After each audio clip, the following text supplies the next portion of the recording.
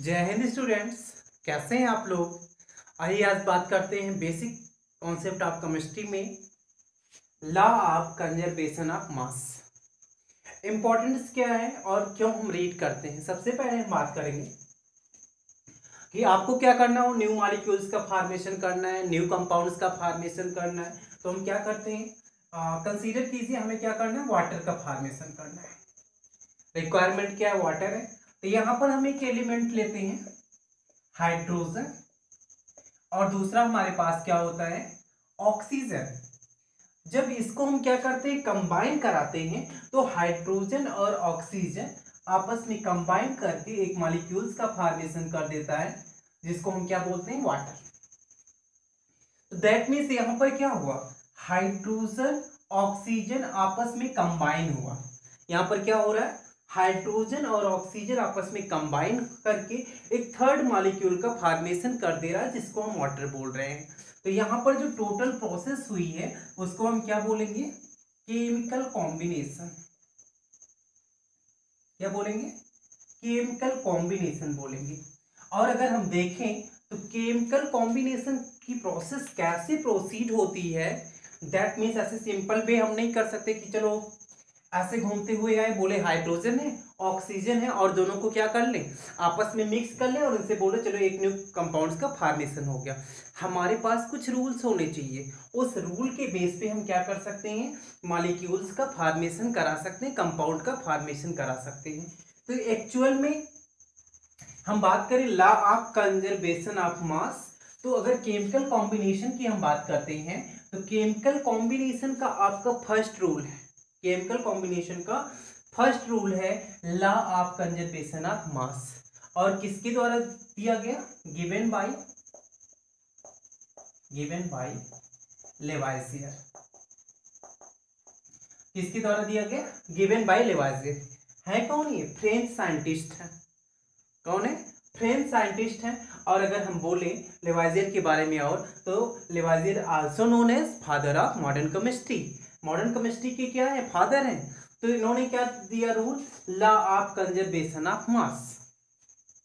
और इस रूल की बिगनिंग कहां से हो रही है, केमिकल कॉम्बिनेशन से हो रही है। तो देखिए सिंपल बातें हैं, अगर इनसे इनके पहले भी साइंटिस्ट थे, ऐसा नहीं कि फर्स्ट टाइम ही आए, ठीक है, फर्स्ट टाइम ही आए। और इसके पहले जो साइंटिस्ट थे वो कुछ बताना ही नहीं चाहते थे, नो।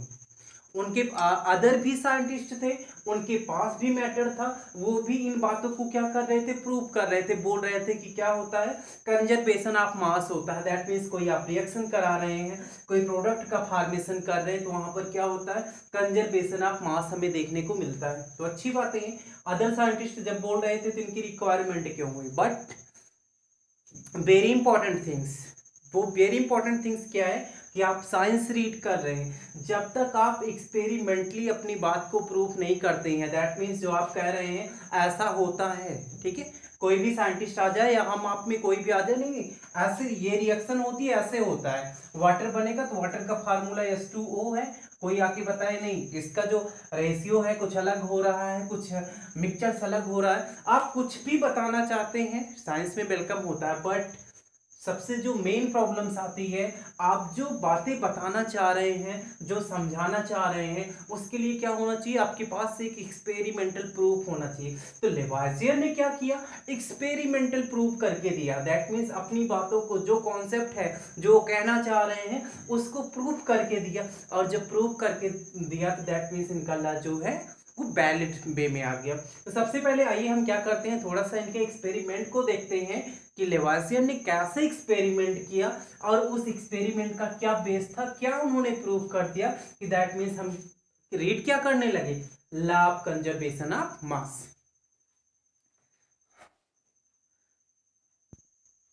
तो देखते हैं एक एक्सपेरिमेंट करके। यहाँ पे लेवाइजियर ने क्या किया, एक यहां पर उन्होंने कोनिकल फ्लास्क ले लिया, सबसे फर्स्ट कोनिकल फ्लास्क। अब इसमें इन्होंने क्या किया, एक छोटी सी टेस्ट ट्यूब ले लिया, कोनिकल फ्लास्क में ये टेस्ट ट्यूब है, और इसको अटैच इसने एक थ्रेड से कर दिया। ये थ्रेड है, इससे लगा हुआ है, ठीक है। टेस्ट ट्यूब को किससे अटैच कर रहे हैं, थ्रेड से अटैच कर रहे हैं। और इसको क्या कर रहे हैं, बाइक आर्क, बाई कारक इसको क्या कर दे रहे हैं, पूरा क्लोज कर दे रहे हैं। ये पूरा क्या हो गया, क्लोज हो गया। साथ में ध्यान में रखेंगे जो टेस्ट ट्यूब लिया है उसमें उन्होंने क्या ले रखा है, और जो कोनिकल फ्लास्क ले रखा है उसमें उन्होंने क्या रखा है। ठीक है, तो देखते हैं यहाँ पे, यहाँ पर वो क्या करते हैं, जो कोनिकल फ्लास्क है यहाँ पर ले रखे हैं सोडियम कार्बोनेट, सोडियम कार्बोनेट ये है। जो ये टेस्ट ट्यूब है इसमें वो ले रखे हैं कॉपर सल्फेट, कॉपर सल्फेट। अभी ये जो थ्रेड है इसको ऐसे अरेंज करके रखते हैं कि ये दोनों जो आपके पास कॉपर सल्फेट है और जो सोडियम कार्बोनेट है, आपके पास क्या सोडियम कार्बोनेट है, कॉपर सल्फेट है, ये आपस में मिक्स ना हो। फर्स्ट सिचुएशन हम दे रहे हैं यहाँ पर, फर्स्ट और सेकेंड दोनों की हम बात करेंगे। और ये आपका क्या है, थ्रेड लगा हुआ है। ये पूरा इंस्ट्रूमेंट इनके पास कंप्लीट है। क्या करते हैं लेवाइजियर, फर्स्ट सिचुएशन की हम बात कर रहे हैं, इसका वेट निकालते हैं। क्या करते हैं, वेट निकालते हैं। ठीक है, या सीधा हम बोल सकते हैं वेट की हम बात ना करें, सीधा मास की हम बात कर रहे हैं कि क्या निकाल रहे हैं, मास। कब, without mixing, without mixing. Consider कीजिए लेवाइजियर क्या कर रहे हैं, इन दोनों को ऐसे अरेंज कर दे रहे हैं, ये आपस में मिक्स नहीं है, और इसको क्या कर दे रहे हैं, इसका बैलेंस ले रहे हैं। क्या कर रहे हैं, बैलेंस है, दैट मीन्स इसका मास ले रहे हैं कि एक्चुअल में इसका मास कितना है। तो कंसीडर कीजिए कि इसका जो मास आता है क्या आता है, x ग्राम आता है।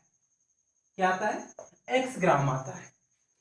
दूसरी कंडीशन ये क्या करते हैं, जो थ्रेड है अभी इन्होंने जैसे अरेंज किया था कि आपस में मिक्स ना हो, इस थ्रेड को क्या करते हैं, थोड़ा थोड़ा ढीला करते हैं, थोड़ा थोड़ा क्या करते हैं, ढीला करते हैं। और जब ढीला करते हैं तो यहाँ पर ये देखेंगे जो टेस्ट ट्यूब है ये क्या अभी कैसे है, आपकी वर्टिकल दिख रही है, धीरे धीरे क्या हो जाएगी, इसका मोशन चेंज होता जाएगा।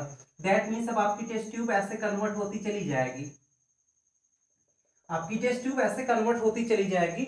और जैसे जैसे क्या कर रहे हैं, थ्रेड को ढीला करते चले जा रहे हैं, ये टेस्ट ट्यूब आपकी क्या हो जाएगी, यहीं पर गिर जाएगी। तो यहाँ पर जो भी केमिकल्स हैं वो बाहर आ जाएंगे, और बाहर हो जाने पर क्या हो जाएंगे, मिक्स हो जाएंगे। तो यहाँ पर हम क्या देखेंगे कि जो आपका कॉपर सल्फेट था और जो सोडियम कार्बोनेट था, फर्स्ट सिचुएशन में मिक्स नहीं था, बट सेकेंड सिचुएशन में क्या हो जाएगा, copper sulphate plus sodium carbonate क्या हो जाएगा, प्लस सोडियम कार्बोनेट, ये दोनों आपस में क्या हो जाएंगे, मिक्स हो जाएंगे। तो ऐसे भी हम राइट कर सकते हैं, सेकेंड सिचुएशन में मास, यहां पर क्या है, विदाउट मिक्सिंग, यहां पर क्या है, विथ मिक्सिंग, विथ मिक्सिंग। और यहां पर सबसे इंपॉर्टेंट थिंग क्या है, जब मास निकाला गया तब क्या मिला, x ग्राम। दैट मीन्स जो बिगिनिंग में लिया गया था, जब आपने मिक्स नहीं किया था, केमिकल रिएक्शंस नहीं हुई थी, उस टाइम क्या था, आपका x ग्राम था। और जब उनको मिक्स कर देंगे, मिक्स करने पर देखिए यहाँ पर मिक्स क्या हम कर रहे हैं, कॉपर सल्फेट है हमारे पास और क्या है, सोडियम कार्बोनेट है। जब इसको हम मिक्स कर देंगे तो आपका बन जाता है यहाँ पे सोडियम सल्फेट, सोडियम सल्फेट, और साथ में आपका मिल जाता है कॉपर कार्बोनेट, कॉपर कार्बोनेट का फॉर्मेशन हो जाता है। तो वेरी इंपॉर्टेंट थिंग्स यहाँ पे क्या है कि यहाँ पर रिएक्शंस भी हो गई, केमिकल कॉम्बिनेशन हो गया, बट जब वेट निकालते हैं तो आपको क्या मिलता है कि फर्स्ट सिचुएशन में जब दोनों मिक्स नहीं हुए थे तब भी वेट क्या मिला था, x ग्राम मिला था। एंड सेकेंड सिचुएशन जब करते हैं तब भी वेट, इसका जो मास मिलता है क्या मिलता है, x ग्राम मिलता है। तो एक्चुअल में हम क्या देख रहे हैं, इससे अगर ऑब्जर्वेशन हम निकालें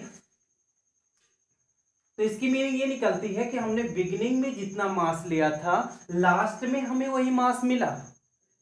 जितना हमने बिगिनिंग में लिया था, लास्ट में हमें वही मास मिला। तो इसकी मीनिंग क्या है कि मास को हम क्रिएट और डिस्ट्रॉय नहीं कर सकते हैं, मास को हम क्रिएट और डिस्ट्रॉय नहीं कर सकते हैं। किसमें, ध्यान से समझना, मैंने बिगनिंग में बताया कि जो आप रीड कर रहे हैं, क्या रीड कर रहे हैं, केमिकल कॉम्बिनेशन। क्या रीड कर रहे हैं, केमिकल कॉम्बिनेशन। कि अगर हम केमिकल कॉम्बिनेशन करा रहे हैं तो मास को ना तो हम क्रिएट कर सकते हैं और ना तो डिस्ट्रॉय कर सकते हैं। यही लॉ आपका क्या कहलाता है, लॉ ऑफ कंजर्वेशन ऑफ मास।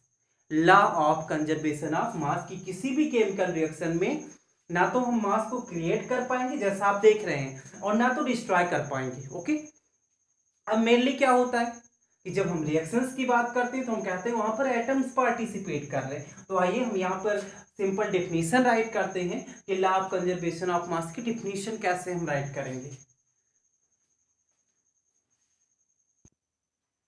यहाँ पे हम देखते हैं कैसे डिफाइन करेंगे।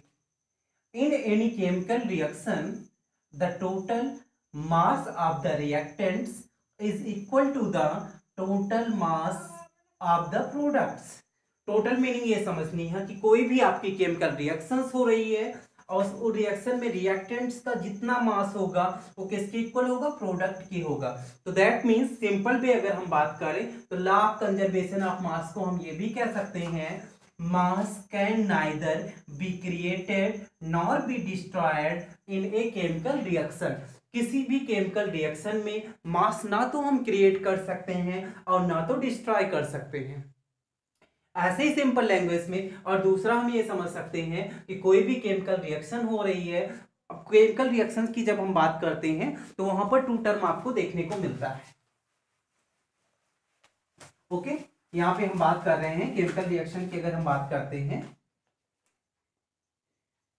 एक आपका क्या होता है, रिएक्टेंट्स होता है, दूसरा क्या होता है, प्रोडक्ट होता है। तो दैट मीन्स रिएक्टेंट का जो मास होगा, मास ऑफ रिएक्टेंट, ये आपका क्या होना चाहिए, ऑलवेज इक्वल होना चाहिए mass of product. Mass of product, that means ये लॉ आपका फॉलो होना चाहिए। इसीलिए आप देखेंगे केमिस्ट्री में जब आप रिएक्शंस राइट करते हैं तो इंपॉर्टेंट थिंग क्या हो जाती है, रिएक्शन हमारे पास टू टाइप्स की होती है। एक आप लिखते हैं balanced chemical equation, balanced chemical equation, और दूसरा आप राइट करते हैं, दैट मीन्स बुक में आप देखेंगे क्या मिलेगा, unbalanced chemical equation. Unbalanced chemical equation, तो वहां पर हम क्या सीखते हैं कि इक्वेशन को क्या करेंगे, बैलेंस करेंगे। तो मेन इंपॉर्टेंट थिंग्स आपको ये समझनी है कि क्यों हम इक्वेशन को जो अनबैलेंस्ड हमारे पास होती है उसको हम क्या करते हैं, बैलेंस करते हैं। तो इंपॉर्टेंट थिंग्स ये है कि जो रूल है हमारा लॉ ऑफ कंजर्वेशन ऑफ मास, वो क्या कहता है कि मास ऑफ रिएक्टेंट आपका क्या होना चाहिए, इक्वल होना चाहिए मास ऑफ प्रोडक्ट के। इस कंडीशन को अगर हम फॉलो करेंगे तो दैट मीन्स यहां पर हमारे पास अनबैलेंस्ड केमिकल इक्वेशन नहीं होनी चाहिए। बिकॉज क्या हम क्या करते हैं, हम ना तो मास को क्रिएट कर पाएंगे ना तो डिस्ट्रॉय कर पाएंगे। या इसी लॉ को थोड़ा सा हम और वेरीफाई करें तो इसका मीनिंग ये होता है कि atoms can not created not destroyed in a chemical reaction. कोई भी हम रिएक्शंस कर रहे हैं तो एटम्स को ना हम क्रिएट कर पाएंगे और ना ही इसको क्या करेंगे, डिस्ट्रॉय कर पाएंगे। तो दैट मीन्स ऑलवेज हम क्या राइट करते हैं, बैलेंस्ड केमिकल इक्वेशन राइट करते हैं। और ये प्रूफ हमें कहां से मिलता है, लॉ ऑफ कंजर्वेशन ऑफ मास किसने दिया, लेवाइसियर ने दिया। ठीक है, एक्सपेरिमेंट मैंने आपको बताया कि उन्होंने एक्सपेरिमेंट कैसे किया, कैसे मास निकाला। तो साथ में इस लॉ को ध्यान में रखना है। अब आइए हम बात करते हैं कि जो लॉ ऑफ कंजर्वेशन ऑफ मास है, क्या जितनी भी रिएक्शंस हैं सबके लिए एप्लीकेबल होता है। दैट मीन्स सबके लिए ट्रू है कि कहीं पर इसका ड्रॉबैक्स भी है, कहीं पर इसका ड्रॉबैक्स भी है। तो वेरी इंपॉर्टेंट आपको समझना होगा कि जो न्यूक्लियर रिएक्शंस होती हैं उसके लिए एप्लीकेबल ये नहीं होता है। तो हम राइट कर दे रहे हैं, this law is not applicable for nuclear reaction, nuclear reaction।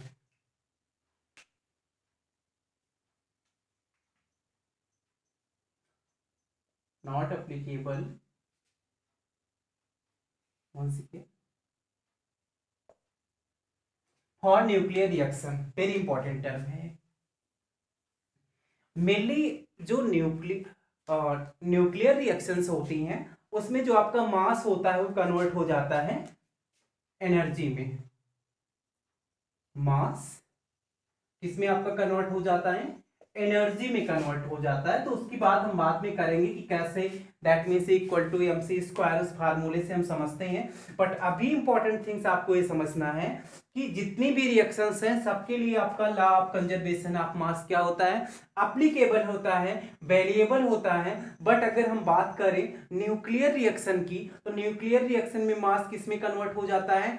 Energy में कन्वर्ट हो जाता है। उस रिएक्शन के लिए आपका ये जो लॉ है दैट मीन्स अप्लीकेबल नहीं है, इसलिए लिखा गया this law is not applicable for nuclear reaction. कोई न्यूक्लियर रिएक्शन हो रही है तब उस पर हम ये लॉ नहीं लगा पाएंगे। कौन सा लॉ लगाते हैं आगे हम बात करेंगे।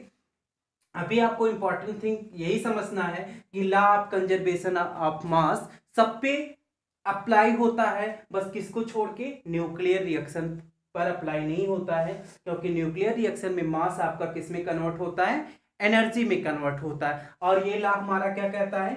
मास can neither be created nor be destroyed. Okay, तो नेक्स्ट वीडियो में हम बात करेंगे that means law of combination में सेकेंड लॉ की बात करेंगे।